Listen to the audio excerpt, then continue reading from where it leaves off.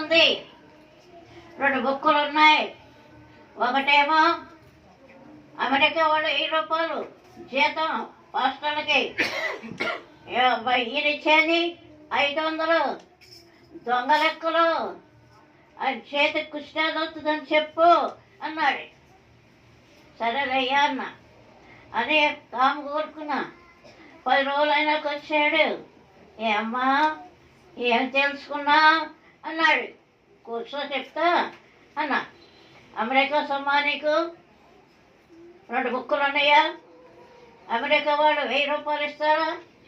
నువ్వు ఇచ్చేది 500. దొంగ లెక్కల, ఈ చేతికి కుష్టా దొక్కుదంట చెప్పమన్నాడు అన్నాడు. చెట్టు తెచ్చాడు. కొడతాడేమో అనుకున్నా.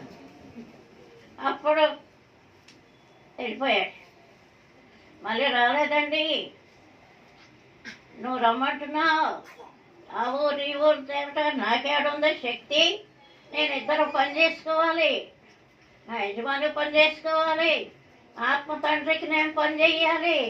ఇద్దరికి దోషాలను నేను, నా ఆత్మకి, నా సృష్టికర్త అని చెప్పి కనుక మన తండ్రి నిన్ను సృష్టించాడు.